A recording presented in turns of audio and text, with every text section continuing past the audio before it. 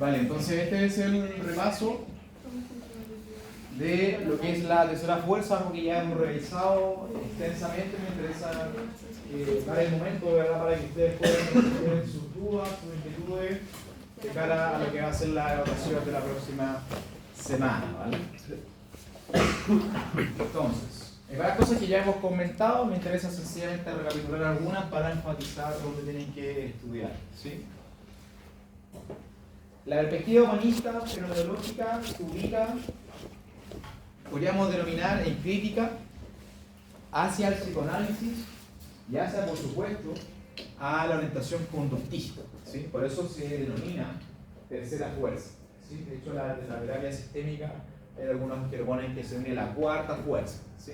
Pero esta es la que al menos se levanta como cuestionamiento más directo hacia las premisas del psicoanálisis y la orientación conductista, ¿sí? Eso es lo principal, ¿bien? Hay tres grandes líneas filosóficas que están al interior de esta perspectiva. Una de ellas es el existencialismo, otra de ellas es el humanismo. Muchas veces hablamos solamente de humanismo, pero se asume de que se incorpora el humanismo al existencialismo. De hecho, Jean-Paul Sartre tiene un libro que se llama El existencialismo es humanismo. Entonces, las premisas podríamos denominar que se solapan, ¿ya?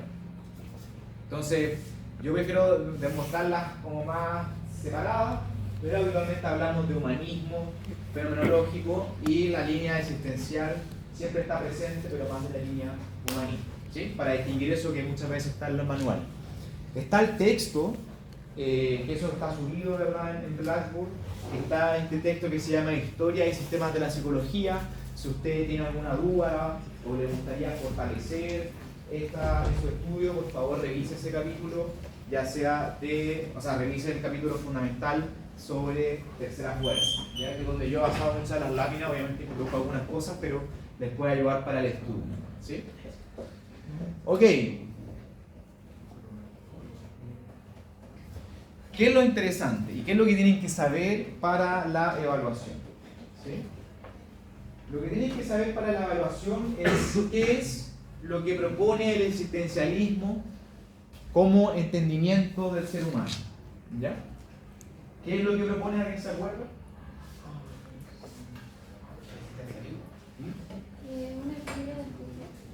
Uno es libre de escoger, ¿ok? Exacto, esos son los tres elementos, ¿sí? De que no era, también decían que el ser humano estaba como condenado a seguir. Exacto. Hay una idea básica que tiene que ver con la configuración del entendimiento del ser humano en base a su capacidad de elección, lo cual es una exigencia, pero a la vez tiene esta doble cara que produce angustia, ¿sí? Eso es lo fundamental del existencialismo, y a la vez la otra idea que tiene es de que los seres humanos los construimos en base a lo que hacemos, ¿sí? Por eso, la idea de Jean-Paul Sartre, y con Simone de Beauvoir y todo este grupo de existencialistas franceses, es que la existencia antecede a la esencia. La existencia antecede a la esencia, ¿sí? Entonces, si yo puedo hacer un verdadero y falso, le digo, el existencialismo propone que la esencia anteceda a la existencia, eso es absolutamente falso, porque es al revés. La existencia antecede a la esencia. ¿Y qué dice eso? Es que la naturaleza de lo que somos se establece por lo que hacemos, no por esta idea de la naturaleza que nos antecede, ¿sí? Es una idea muy propia como de la tradición aristotélica, que decía de que la esencia antecede a la existencia. Entonces, ¿qué es un árbol? Es la potencia de esta idea típica de Aristóteles, ¿sí? Y eso tiene una consecuencia que por eso está involucrado con esta idea de las elecciones, ¿sí? Somos lo que somos. O esta idea de Simone de Beauvoir, ¿verdad?, de que la mujer no nace, se hace, ¿sí? ¿Se entiende? Bueno, que había dicho la naturaleza de lo que hacemos,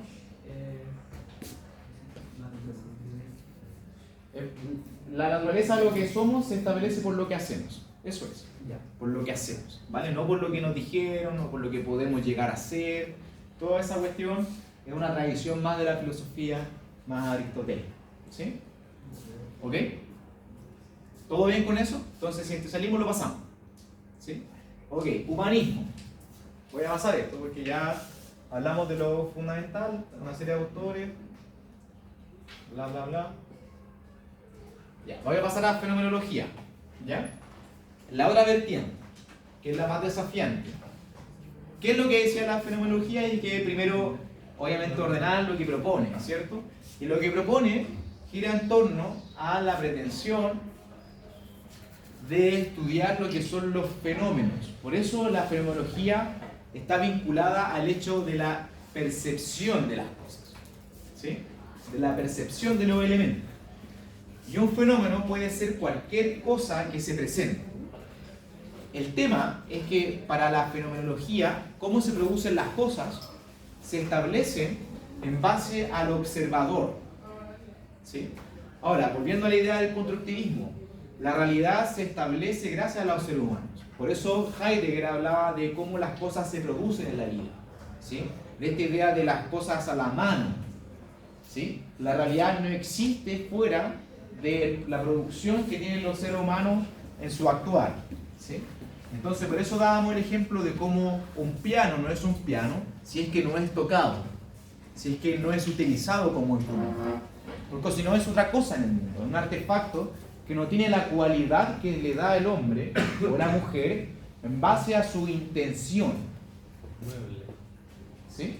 Esa es la idea de la fenomenología, ¿sí? De hecho, hay todo un estudio de las cosas de la vida. De hecho, cuando estaba estudiando sociología tenía un ramo que se llamaba Sociología del Mundo de la Vida.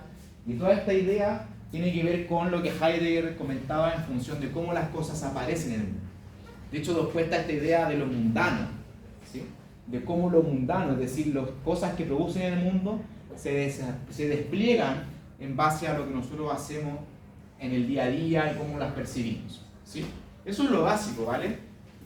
Entonces yo les puedo preguntar también de fenomenología para ver si es que entienden cuáles son estos supuestos, ¿sí? Vale, voy a pasar porque quiero hacer un resumen más detallado, ¿sí?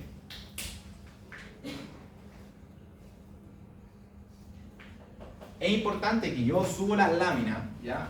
Antiguamente, de hecho, ojalá que se revierta en un futuro, uno no diría por qué subir las láminas, ¿ya? Pero bueno, la pandemia ayudó en eso, ¿vale?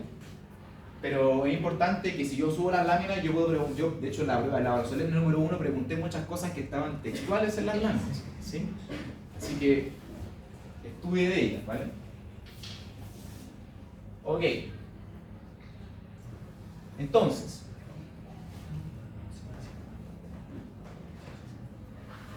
la síntesis de esto, ¿vale? ¿Cuáles son las premisas o la síntesis de esta corriente?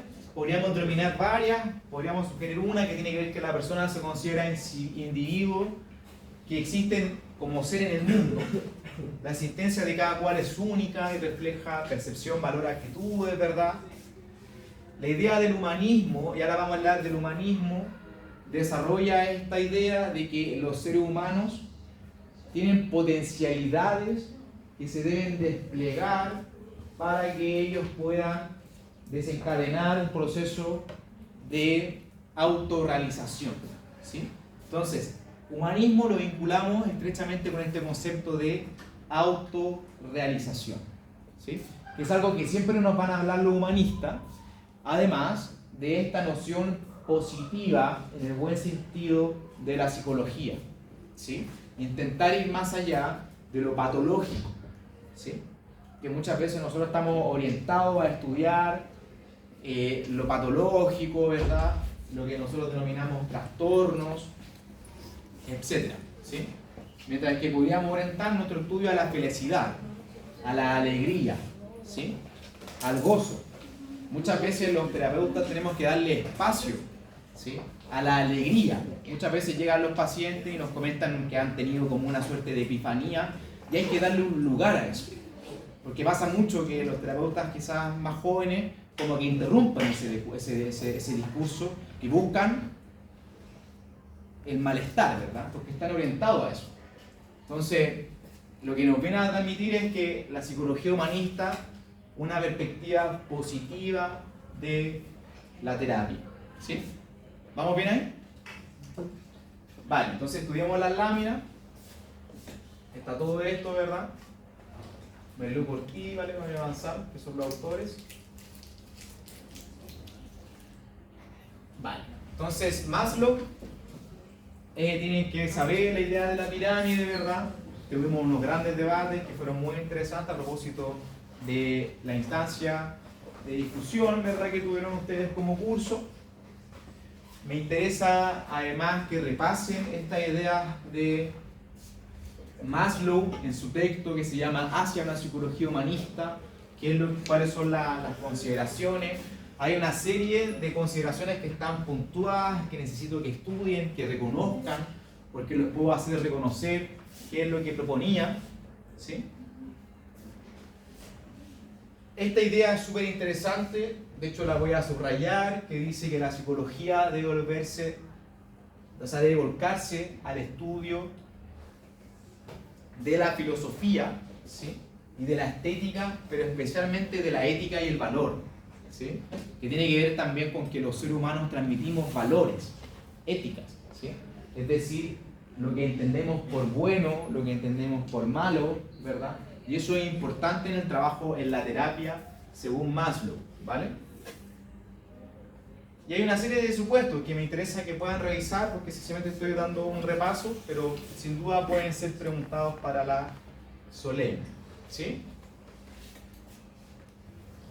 Nuevamente, porque al parecer todo cuestiona la teoría cognitivo-conductual, ¿verdad?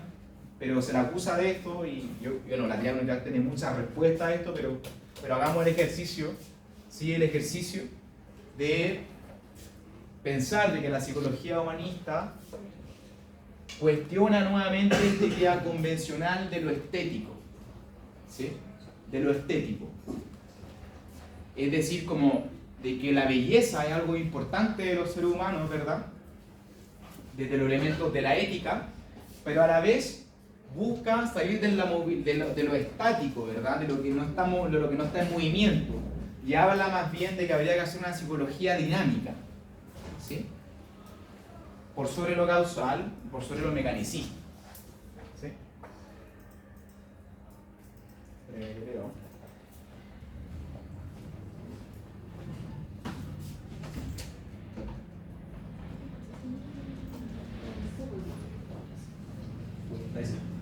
Entonces, hay una serie de láminas que quiero que revisen, que está resumida esta idea del potencial, esta idea de la autorrealización, muy propia de la psicología humanista, ¿sí?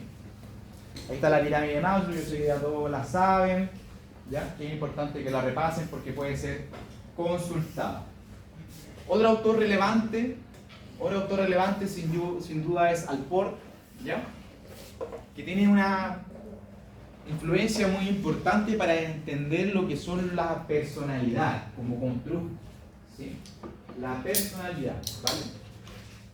Y Alport hablaba de esta idea de las intenciones de la personalidad bajo una perspectiva fenomenológica, ¿sí? Y Alport, en este texto, que es ampliamente, de verdad, difundido, que se llama La personalidad, su configuración y desarrollo, y hablaba de diferentes composiciones de lo que él denominaba lo propio, ¿sí? Es decir, cuál sería el núcleo organizador de la personalidad, ¿sí? Y habla de que hay un yo corporal, ¿vale? Una identidad, una autoimagen, ¿sí? Una racionalidad, una intencionalidad, diferentes componentes que nos dicen quiénes somos nosotros. Y es un dilema muy propio que busca ser escuchado por la psicología humanista, que tiene que ver con la identidad de las personas. La identidad, ¿vale? Entonces son temas que están involucrados en el trabajo de la psicología humanista, que es importante que las puedan reconocer, ¿ya? Está esta idea de que hay una composición por rasgos de la personalidad que va de lo más central a lo más secundario. Lo más central serían los rasgos cardinales, los rasgos centrales y los rasgos secundarios como composiciones hacia la personalidad, que es importante que conozcan, ¿verdad? Etcétera. Y bueno, y Carl Rogers es el autor, a mi juicio, más trascendental de esta corriente. Acuérdense que vimos la aplicación de su pensamiento en un video, ¿vale? Que de hecho está ahí en YouTube, que lo puedan buscar, que lo he hecho conversando en extenso, cómo es la aplicación de la psicología humanista según Rogers en su orientación hacia la terapia central del cliente, que es su máximo texto, ¿verdad? Que él ha propuesto, ¿vale? Carl Rogers, tienen que estudiar a Carl Rogers, ¿vale? Hay una serie de ideas que tiene Carl Rogers, ¿sí? Una de las ideas más interesantes tiene que ver con esta tendencia actualizante, ¿sí? Tendencia actualizante.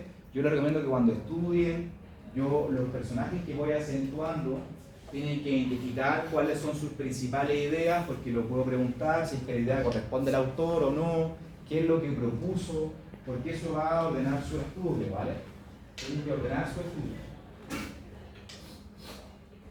Está ese texto, de hecho si quieren se lo puedo, de hecho bueno, lo voy a subir o lo pueden buscar ustedes, donde yo me he basado y si quieren profundizar pueden hacerlo, ¿vale? Siempre lo sugiero como posibilidad. Carl Rogers hablaba de que habían 3 elementos importantes en la terapia, que son los facilitadores del proceso terapéutico. Y hablaba de 3, que de hecho lo habla en el video de YouTube, que dice congruencia, empatía y aceptación, ¿sí? Tienen que poder reconocer estos 3, cuáles son las diferencias, y es altamente probable que lo consulten. ¿Sí? Carl Rogers.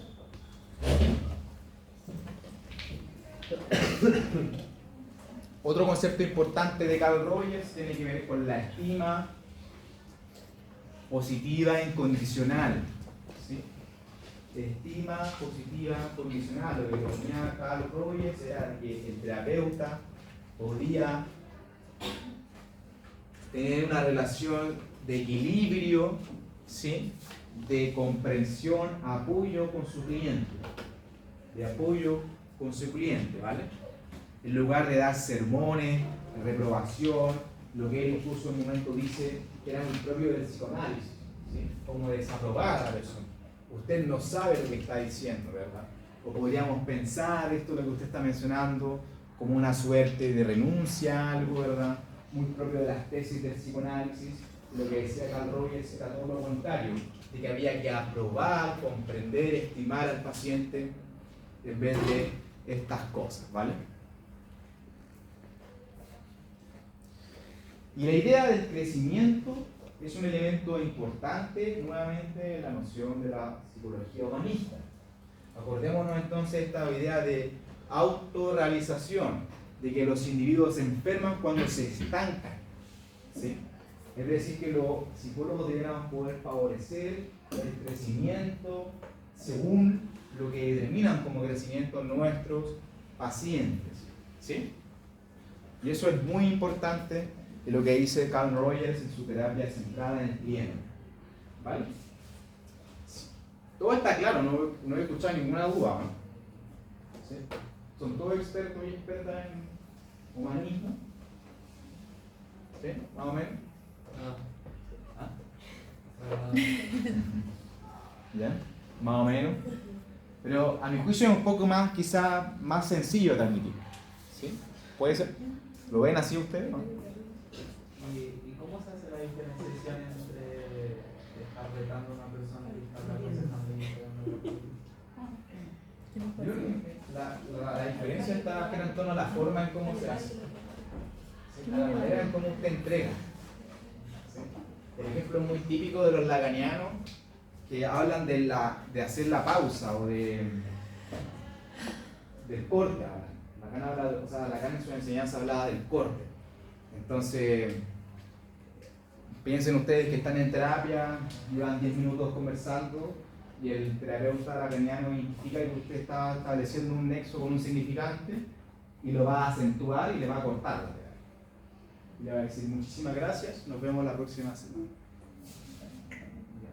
Y él te va a ¿Cómo? ¿Qué pasó? Claro. Y la idea es eso, como acentuar algo, la idea del corte, pero es la forma. Y eso desde el humanismo sería pero desastroso, como cómo hacen eso, ¿verdad? Porque rompe con los valores, el respeto. Ahora, bajo ciertos presupuestos de lo que es el respeto, ¿verdad? Pero en eso se está intentando diferenciar, con la forma. ¿Sí?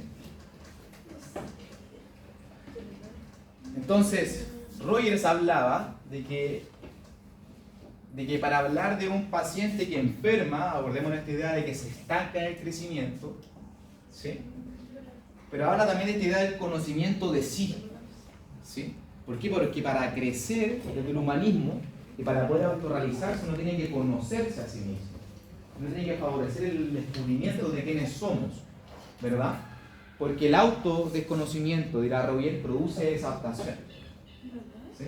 Si yo no me conozco quién soy o quién quiero ser, produce esa adaptación.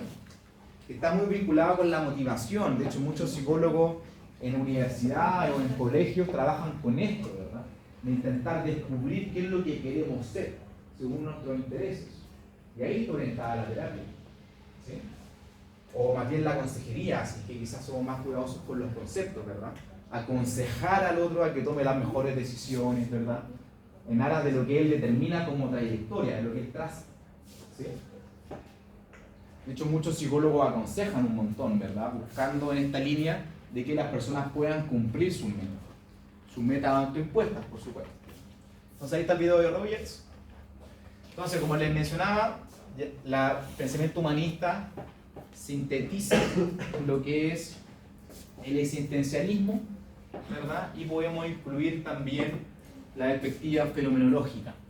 Hay mucha gente que renuncia a la fenomenología y habla solamente de humanismo, hay gente que lo integra, pero tiene que ver con esto. Por ejemplo, desde el punto de vista fenomenológico, nosotros estamos interesados en el elemento perceptual, de cómo se vivencia la experiencia, ¿sí? Como les mencionaba, mucha línea tiene que ver con esta idea de la epifanía, ¿sí? Cuando usted piensa, el terapeuta, o sea, le está contando al terapeuta de que me sentía como volando, ¿sí? Es una metáfora muy interesante de poder trabajar, ¿sí? De cómo ocurre, cómo emerge, y eso tiene que ver con esta percepción de los sujetos de su propia experiencia, ¿sí? Entonces, estas son las críticas habituales que se plantea al humanismo, ¿sí? Una de ellas es que habla como del dejar hacer, ¿sí? Que son críticas habituales que ustedes van a escuchar. De hecho, habitualmente uno habla ahora de que hay psicología transpersonal. ¿Lo han escuchado? ¿Sí? De hecho, si ustedes entran a las redes sociales y van a Instagram, hay un montón de gente que se promociona haciendo psicología transpersonal, ¿sí? De hecho, hay gente que involucra, por ejemplo, las cartas del tarot, que involucra, por ejemplo, el uso de piedras energéticas, y una serie de otras cosas, ¿verdad? Y dice como que hay que dejar hacer. Ahora que tuvimos esta discusión en torno también a lo que pasaba en el coaching, ¿sí? Que la flexibilidad puede ser articulada en función de estas cosas. Yo creo que quizás les puedo preguntar la solemne, que sería súper interesante para formar obviamente un conocimiento crítico, sería cómo defenderse ante estas críticas, ¿sí? ¿A alguien se le ocurre cómo defenderse ante estas críticas? Dice a usted, se inscribe la perspectiva humanista y le acusan de poco riguroso, ¿qué es lo que diría? ¿Usted estaría dispuesto a aceptar de que es poco riguroso? ¿O justificaría otra cosa? En base a lo que hemos comentado. Interesante, ¿no? Los humanistas del debate. ¿Usted estuvo ahí? Sí, pero yo en contra. ¿Ya? ¿Qué hacemos ahí? Sería interesante preguntarlo en la prueba del examen. No. Aquí no. ¿Ya? Víctor Frank, sin duda muy importante en su famoso texto El hombre en busca de sentido, ¿sí? ¿Vale? Entonces Víctor Frank inaugura lo que es la logoterapia, que es la terapia del sentido, la búsqueda del sentido que es algo muy recurrente también. Son todos estos ejes temáticos que son posibles trabajar, o sea, que son posibles de que se vean involucrados durante el proceso de escucha. ¿Sí? El sentido, típica pregunta, no sé quién soy, ¿sí? No sé a dónde voy, no sé qué está pasando con mi vida, ¿sí? Preguntas existenciales, ¿no? Que son habituales que se escuchan, ¿sí? En la práctica clínica, ¿verdad? Y está esta línea de la logoterapia de Víctor Frank, ¿sí? Interesante, de hecho también lo voy a preguntar como un personaje muy relevante en esta línea, ¿vale? Ahí para que trabajen con las láminas, ¿sí? Aquí están las dos críticas que plantean hacia el humanismo, o sea, perdón, hacia el conductismo y hacia el psicoanálisis. Así que son dos temas que ya hemos conversado y que hemos visto, ¿vale? Sería importante que puedan reconocer las críticas que plantean hacia las demás corrientes, ¿sí? La terapia de la Gestalt, diferente a la psicología de la Gestalt, no confundir, son parecidas pero no tanto, ¿vale? La psicología de la Gestalt podríamos entenderla en base a este lazo fuerte que establece con la fenomenología, ¿sí? De cómo aparecen las cosas, ¿verdad? Esta idea de que nuevamente la suma no es, o sea, la totalidad no es la suma de las partes, sino que hay una idea también de cómo se produce la percepción y se ocupa un montón para la terapia, ¿sí? De hecho, esta idea está muy imbricada bajo esta noción de presentismo, de cómo las cosas se vivencian, ¿sí? De cómo la imaginación de las personas puede estar al servicio de la terapia, ¿sí? Ahí. Y están estas cuatro coordenadas de la terapia de la Gestalt, que está dentro de la psicología humanista fenomenológica, y son estos cuatro elementos que podrían ustedes revisar, que podría consultar, ¿sí? ¿Vale? Está toda la referencia ahí, está en la laminita, pueden buscarla, la van a encontrar, ¿vale? Está el método fenomenológico, 3 preguntas clave, ¿sí? Una de ellas tiene que aplicar la regla de Lepochet, que tiene que ver con la idea de la suspensión de juicios, muy propia de la tradición del budismo, ¿sí? De esta idea de que la meditación busca el silencio de la mente, ¿sí? La idea del budismo, acordémonos que denominaba esta idea de que el sufrimiento está sustentado en base a la necesidad, el deseo, y por tanto el nirvana es posible en la medida en que uno suspenda el deseo, ¿sí? Por eso esa tradición religiosa y filosófica es importante también para pensar cómo se puede imbricar al entendimiento de la teoría de la Gestalt, ¿sí? ¿Estamos entendiendo eso o no? Después hablamos de la regla de la descripción, después obviamente de la horizontalidad, que son cosas que puedo preguntar respecto al método fenomenológico, ¿vale? Que está dentro de la terapia de la Gestalt. Relación dialógica, estoy definiendo los componentes, que son 4, ¿ya? Que los sepan, los puede revisar usted en detalle. La libertad experimental es muy importante, ¿verdad?, que se realice, y esto decanta en esta técnica que algunos terapeutas utilizan, que tiene que ver con esta idea de la silla vacía, ¿sí? Es decir, que a veces se ocupa un cojín, ¿sí? Que a veces cuando uno identifica que hay mucha rabia, por ejemplo, ante una persona, de hecho esto pasa a veces cuando la persona también ha fallecido, ¿sí? Y eventualmente hubieron temas que no estuvieron resueltos, ¿verdad? O con padres, ¿sí? Que tengo mucha rabia con mi padre, ¿verdad? Porque implicó un tipo de crianza muy especial o muy dañino. Entonces se le da la oportunidad de actualizar esa sensación para que pueda conversar con él, bajo el proceso terapéutico de eso. Y esa es la técnica de la silla vacía, ¿sí?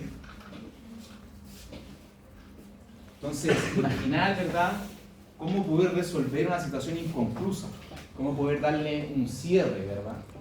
De hecho, la producción de cartas, de discursos, de decir a una persona que quizás ya no está o si puede estar viva, ¿verdad?, pero darse la oportunidad de lo que podríamos denominar la descarga emocional de o agradecer, por ejemplo, también es muy importante a veces, como, de hecho se da mucho en la instancia de rituales de funeral, ¿sí?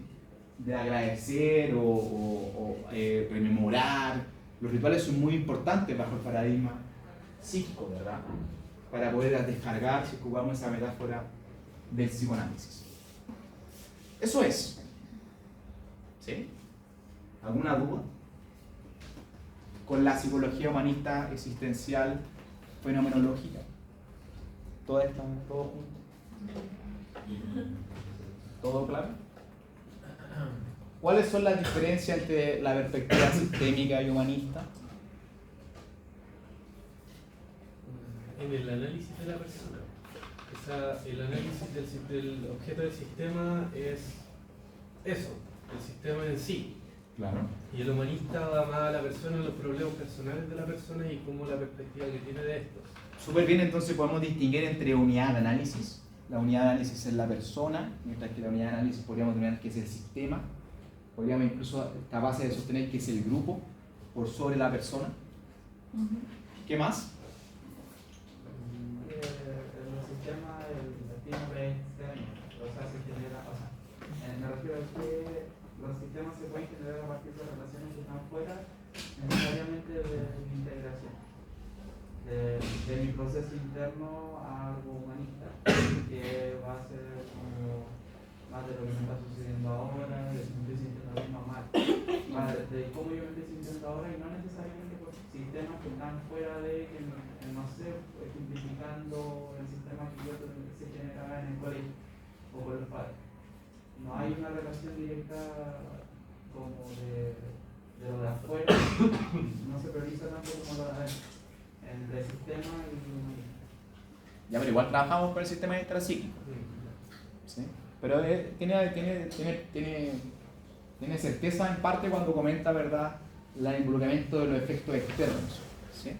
Pero el humanismo también trabaja con los elementos externos. ¿Sí? Pero es diferente su approach, ¿sí? Su enfoque, ¿vale? Los tiempos también, ¿no? Que es muy presente el humanismo, como el análisis del problema del cómo lo siente ahora mismo, y el sistémico puede ser más como algo más abierto hacia el futuro, el ayudar a generar otro sistema, mejor, el funcionamiento de esto. Igual depende porque habíamos visto, por ejemplo, ese que se centraba en lo de los antecedentes familiares. Sí, el Intergeneracional. intergeneracional. No es tan así. ¿Ya? Los dos buscan el eje temporal del presente. Recordemos que los sistemas lo identificamos por su estabilidad. Los dos son presentes. Sí, pero van a encontrar que todos hablan del presente. Lo único que son capaces de... O sea, el único corriente que es capaz de decir que habla del pasado es Marx. Todas las demás hablan del presente porque están siempre en disputa, ¿ya? Pero, por Después ejemplo, vamos a hablar de la integración. Pero, por ejemplo, ese que hablaba, lo que acabas de mencionar, intergeneracional, también tiene un poco de eso, porque habla como de estos patrones que se repiten dentro de los sistemas. Claro, pero es una vertiente, pero no es la totalidad. O sea, es como un énfasis especial, ¿sí? Ya. O sea, por eso les comento de que a mí, por ejemplo, no me gusta esta noción de subsistema, porque yo pienso que no es tan precisa, pero aplica para una vertiente, que es cómo resuelve estos dilemas para poder integrar un concepto, un enfoque teórico, ¿sí? Pero vamos, lo general lo veo una vertiente, pero no quiere decir que un enfoque autodetermine los demás, es todo lo contrario, ¿sí? Muy significativamente con el lenguaje, en cómo se expresa la persona en la terapia, como hacia el cliente. Sin duda, pero tiene que ver más bien quizás desde el punto de vista del discurso que se establece, ¿sí? Mientras que nosotros en la terapia sistémica estamos interesados en la relación que se establece, en ese efecto de comunicación, ¿sí? Piensen diferencias, piensen similitudes, porque sin duda puede estar preguntado. ¿Bien? ¿Estamos? ¿Estamos bien para la próxima semana? Mucho éxito en el estudio. Por favor, si me preguntan algo, pregúntenme con tiempo. ¿Ya? ¿Qué tal si la próxima semana la solemne la partimos a las 9? ¿Les parece? ¿O a las 8:30? Como ustedes quieran. Y ¿Ya? tenemos media hora como para conversar. ¿Puede ser? Para repasar. Sí. Su Ustedes repasan el conversación. usted y yo llego justo a las 9. Ah. Ya hicimos el repaso, pues no me exploten. El mismísimo. No me exploten. Yo voy a ganar 9. ¿Preparado?